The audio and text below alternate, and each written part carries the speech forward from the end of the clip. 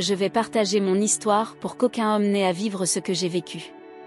Je ne sais même pas par où commencer, mais ma fille a encouragé ma femme à divorcer et à aller à la justice. J'avais prévu de me venger tous les deux. La vie est pleine de hauts et de bas, surtout de bas. C'est drôle comme la société traite les hommes de sans cœur lorsqu'ils décident de laisser libre cours à leur ténacité. C'est un endroit terrible, mais je suis heureux de ne pas avoir laissé ma femme et ma fille gâcher ma vie. Au lieu de cela, j'ai ruiné le leur. Je sais que beaucoup d'entre vous, les guerriers, me traiteront de menteur, mais je me suis occupé d'eux et j'ai planifié une grande vengeance pour eux. En fait, c'est moi qui ai eu le dernier mot. Pouvez-vous imaginer que votre propre fille et votre enfant unique s'opposent à vous et soutiennent sa mère dans le divorce? J'y suis allée et c'est un mauvais endroit où vivre. Pour protéger ma vie privée et les sentiments de mon entourage, j'utiliserai des noms fictifs. Je m'appelle Stanley et je suis un pilote de 40 ans. Ma femme s'appelle Annabelle et elle a 35 ans. Nous nous sommes mariés il y a 15 ans et nous avons une fille nommée Stacy, âgée de 14 ans. Nous nous sommes rencontrés il y a 20 ans, lors de notre première année d'université. Ce n'était pas un coup de foudre. J'ai d'abord posé les yeux sur Annabelle parce qu'elle était l'amie de ma petite amie. Ma copine m'avait trompée, mais je ne lui ai pas confronté. Au lieu de cela, j'ai mis fin à notre relation. Ainsi a commencé notre romance. Je voulais tellement me venger de l'infidélité de ma petite amie que j'ai utilisé Annabelle comme bouc émissaire. Malheureusement, notre relation a pris fin lorsqu'Annabelle est tombée enceinte au cours de notre dernière année d'université, et j'ai été forcée de l'épouser malgré ses affirmations selon lesquelles elle avait perdu le bébé un mois seulement après notre mariage. Elle m'a menti sur ma grossesse et tout cela n'était qu'un piège, mais j'ai fini par l'aimer. Tout au long de notre mariage, j'ai été là pour elle émotionnellement, physiquement et de toutes les manières, même si j'étais toujours très occupée. Je me suis assurée qu'elle ne manquait jamais de rien et quand notre fille Stacy est née, je lui ai ouvert une grande bijouterie. J'ai également acheté la plupart de nos propriétés au nom de notre fille et de notre femme, ce qui était une énorme erreur. Malgré mon emploi du temps chargé, je m'assurais toujours d'avoir du temps pour ma famille. Nous sortons pour des activités amusantes presque chaque semaine. Cependant, j'ai remarqué que Stacy préférait la compagnie de sa mère à la mienne. Au début, je pensais que c'était juste des manigances d'adolescents, mais j'avais tort. Je suis une personne aimante, mais je ne pouvais m'empêcher de me sentir jalouse lorsqu'elle passait plus de temps avec sa mère qu'avec moi. J'aime beaucoup ma fille, mais j'étais très stricte avec elle. Je me suis assurée qu'elle portait des vêtements adaptés à son âge et j'ai limité son temps d'écran afin qu'elle puisse se concentrer sur ses devoirs et ses activités physiques. D'un autre côté, Annabelle a laissé notre petite fille s'habiller comme elle le voulait et lui a donné beaucoup de temps à l'écran. En conséquence, ma fille préférait sa mère à moi et attendait avec impatience les jours où je ne serais pas là. Après 15 ans de mariage, je n'ai jamais soupçonné qu'Annabelle était infidèle. Lors de notre anniversaire il y a 10 ans, nous avons conclu un pacte pour ne jamais nous tromper et pour que notre mariage fonctionne. Maintenant, je ne comprends toujours pas pourquoi Annabelle a tant gâté notre fille. Chaque fois que je lui demandais pourquoi, elle disait que Stacy était sa seule enfant. C'est ainsi que notre fille est devenue une adolescente odieuse. Donc, je n'ai jamais pensé qu'Annabelle me tromperait. J'ai pris un mois de congé il y a 6 mois parce que je sentais que quelque chose n'allait pas à la maison et je voulais comprendre pourquoi. Avec le recul, je suis content d'y être allé avec mon instinct. J'ai commencé à soupçonner Annabelle lorsque je suis rentrée d'un voyage inattendu. C'était censé durer 1 mois, mais cela a été écourté en raison de problèmes imprévus. Je voulais surprendre ma femme et ma fille, mais il n'y avait personne. C'est moi qui ai été interloquée, personne n'était à la maison quand je suis arrivée. J'ai attendu le soir pour faire quoi que ce soit, pensant qu'il serait peut-être en train de faire les courses ou de s'amuser. Après avoir fait semblant d'être sur la route pendant des heures, j'ai appelé Annabelle et lui ai demandé si elle était à la maison. A-t-elle confirmé? Je voulais voir notre fille, mais elle a dit que notre fille dormait déjà dans sa chambre, donc elle ne voudrait pas passer d'appel vidéo. Annabelle s'est mise sur la défensive et a commencé à remettre en question mes motivations. J'ai expliqué que j'étais à la maison et que je voulais surprendre Stacy et elle, mais elle prétendait être chez ses parents et ne voulait pas que je le sache. Je savais qu'elle mentait, mais j'ai fait semblant de ne pas le remarquer. Le lendemain matin, elle est arrivée dès 6 heures du matin, ce qui était un revers majeur car elle me manquait tellement. Quand c'est arrivé? Au fur et à mesure que mes soupçons grandissaient, j'ai remarqué qu'Annabelle s'excusait de ne pas m'avoir informé plus tôt de la visite de ses parents. J'ai fait semblant de m'en moquer et j'ai pris un congé pour enquêter. Un jour, alors qu'elle dormait, j'ai regardé son téléphone et j'ai découvert que son dossier de messages et ses messages WhatsApp étaient vides. Cela m'a choqué car l'Annabelle que je connaissais était constamment au téléphone, mais je n'ai pas réussi à lui faire confirmer. J'ai engagé un détective privé pour suivre ma femme, Annabelle, afin d'en savoir plus sur sa localisation.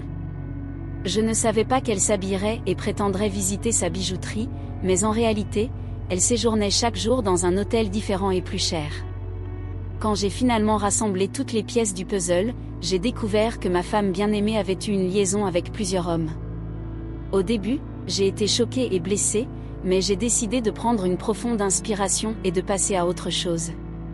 Le pire, c'est que ma fille Stacy était impliquée, elle l'emmenait souvent lors de voyages à l'hôtel avec son petit ami, et Stacy l'attendait à la réception. Je voulais lui en vouloir d'avoir exposé notre fille à un tel style de vie à un si jeune âge, mais j'ai gardé mon sang-froid parce que je voulais des preuves avant d'agir. En plus de cela, j'ai découvert qu'elle utilisait mon argent pour... C'est à ce moment-là que j'ai commencé à regretter tout ce que j'avais fait pour cette femme. J'ai regretté d'avoir épousé le chercheur d'or.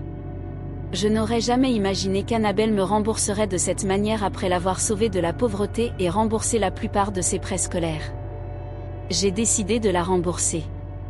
La plupart des hommes dans la rue sont au chômage et certains d'entre eux sont même assez jeunes pour être son fils.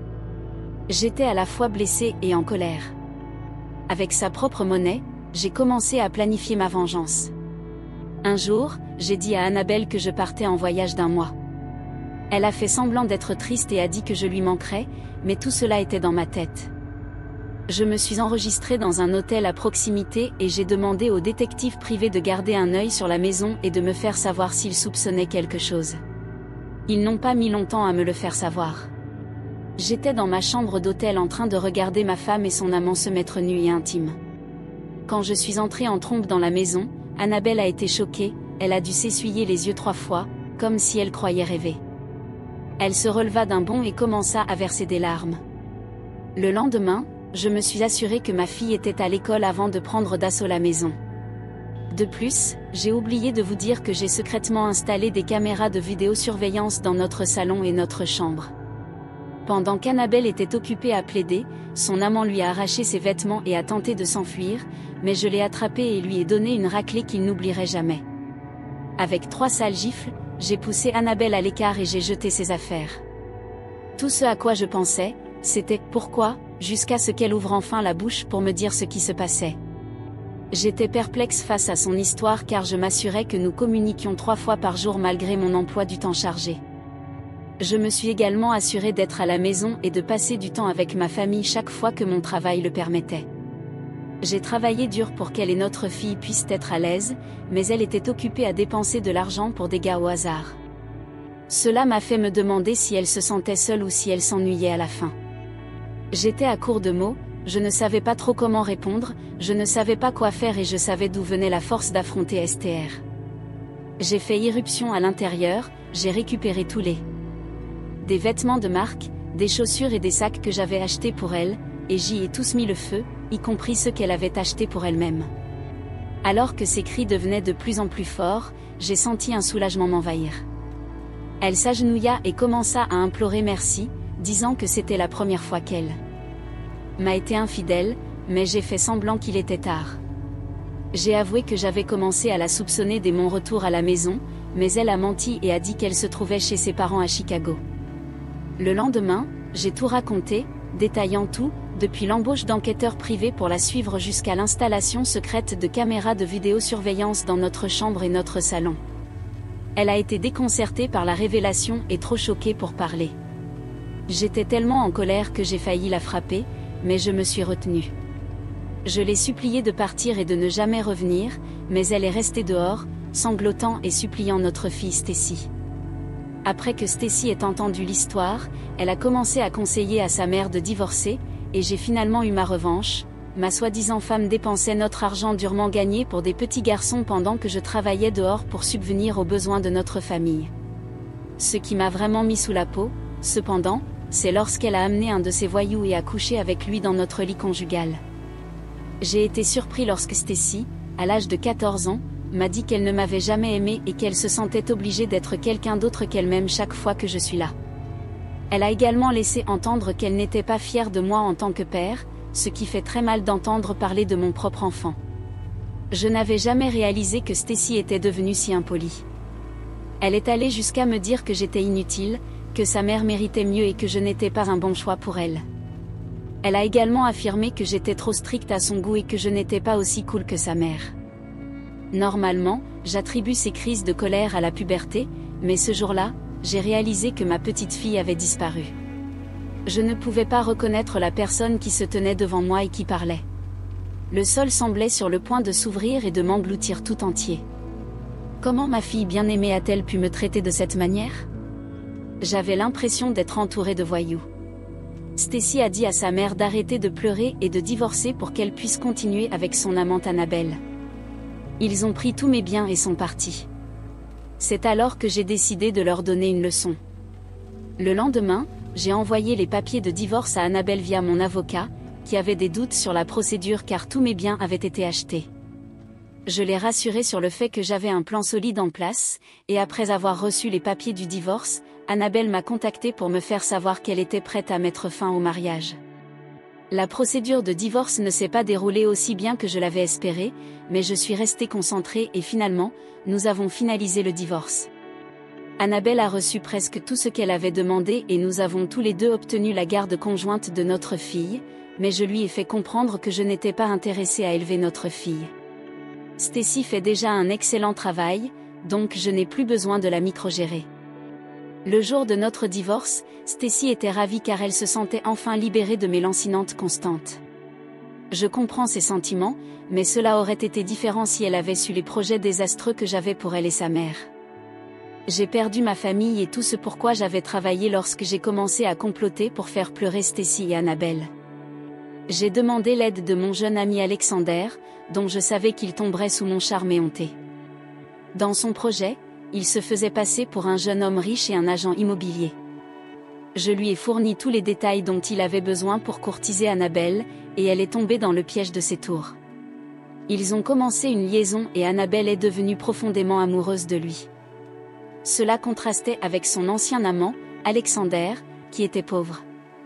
Il lui a offert des cadeaux, l'a emmené faire du shopping et l'a emmené en vacances extravagantes pendant 2 mois.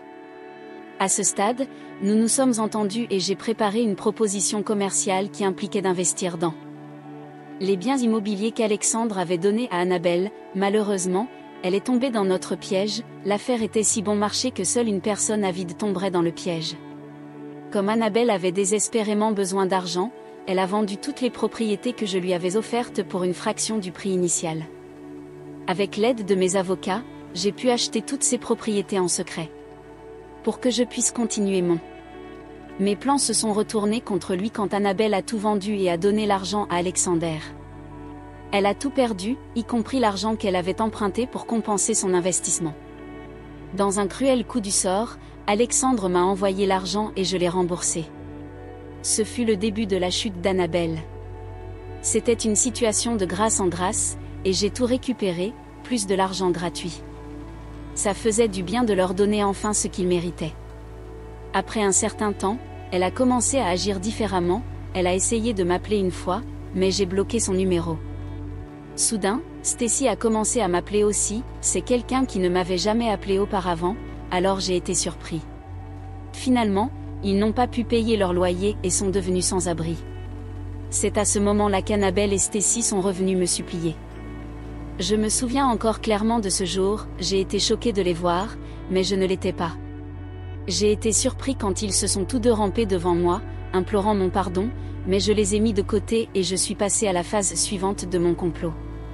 Avec l'aide d'un ami, j'ai eu accès au compte Facebook d'Annabelle et j'ai mis en ligne plusieurs vidéos de sa tricherie que j'avais secrètement enregistrées à l'aide de la caméra de vidéosurveillance. Nos parents et amis ont réagi avec colère et elle a finalement désactivé son compte. Les parents et amis qui n'étaient pas au courant de notre divorce ont même appelé pour exprimer leur honte d'épouser quelqu'un comme une honte publique. Je sais que beaucoup d'entre vous diront que je suis sans cœur, mais je m'en fiche. Je comprends ce que j'ai vécu et je sais dans quoi j'ai investi. J'ai arrêté de donner à ses parents l'argent d'entretien que je leur donne habituellement chaque mois. J'ai arrêté de parrainer son frère à Harvard. De plus, j'ai expulsé ses parents de la maison que je leur avais achetée. Elle était tellement gênée qu'elle n'a même pas pu sortir pendant des jours, et ses photos nues étaient devenues virales en ligne. Sans travail et sans assez d'argent pour payer son loyer, elle s'est retrouvée accroupie chez un ami. J'aurais aimé écouter mes parents lorsqu'ils m'ont averti de ne pas céder à la pression. Marie-Annabelle a affirmé qu'elle était enceinte et me faisait pression pour que je me marie.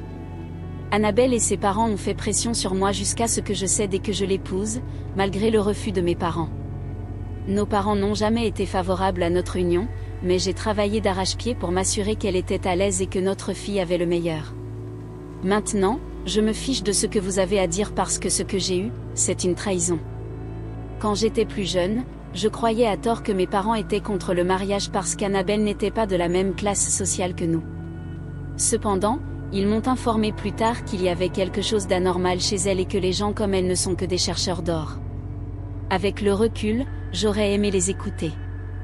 Ma mère avait des réserves, en particulier, lorsqu'elle a vu qu'Annabelle achetait les accessoires les plus chers pour notre mariage, ceux que nos parents avaient parrainés et qu'elle avait pris Liberty. J'étais gênée par les choses extravagantes qu'elle avait commandées, mais je n'en comprenais pas la signification. Je pensais juste qu'elle était excitée à l'idée de se marier. Son comportement cupide s'est répercuté sur notre mariage et je ne me suis jamais plaint parce que je pouvais subvenir à ses besoins. Avec le recul, je me rends compte que j'ai sacrifié le plus dans notre mariage. Annabelle ne m'a jamais aimée, elle m'a utilisée comme un tremplin pour arriver là où elle appartenait, dans le bidonville. Ce n'est qu'après mon divorce que j'ai appris la vérité sur mon amie d'université. Elle est mon premier amour et mon meilleur ami. Malgré mon désarroi initial, j'ai finalement appris qu'elle n'avait jamais été infidèle et qu'Annabelle avait orchestré toute l'affaire. Je me sentais utilisée, mais je suis heureux d'avoir eu l'occasion de lui donner une leçon qu'elle n'oubliera jamais. D'un autre côté, je ne pouvais pas fermer les yeux sur Stacy, ma fille, j'ai assumé l'entière responsabilité de son éducation et je me suis assurée qu'elle reste avec sa mère. Je l'ai inscrite dans une école publique et je l'ai retirée de son école privée coûteuse pour pouvoir lui donner une leçon. Après mon divorce d'avec sa mère, j'ai arrêté de lui donner de l'argent de poche, je lui ai confisqué ses téléphones et ses gadgets et je lui ai dit qu'elle ne pourrait les utiliser que lorsqu'elle serait première de sa classe. J'ai également retiré tous les privilèges qu'elle avait auparavant, comme sortir, faire du shopping et participer à des activités sociales. J'ai menacé de cesser complètement de la soutenir si elle ne commençait pas à s'améliorer de manière significative. Après 6 mois, j'ai commencé à remarquer des changements chez elle. Un jour, elle m'a supplié de la laisser vivre avec moi au lieu de partager un appartement avec sa mère et l'ami de sa mère. Elle m'a expliqué qu'elle n'était pas habituée à un tel style de vie et qu'elle avait du mal à s'adapter, alors je lui ai dit que ce n'était pas possible mais qu'elle finirait par s'adapter. C'était ma façon de lui apprendre qu'il y a des inconvénients à tout, y compris que l'herbe soit plus verte de l'autre côté. L'heure du conte. Je partage ceci dans l'espoir que cela donnera une leçon à quelqu'un. Les hommes ne devraient pas être trop doués, plus important encore, ne devraient pas épouser des femmes qui ne s'intéressent qu'à leur richesse.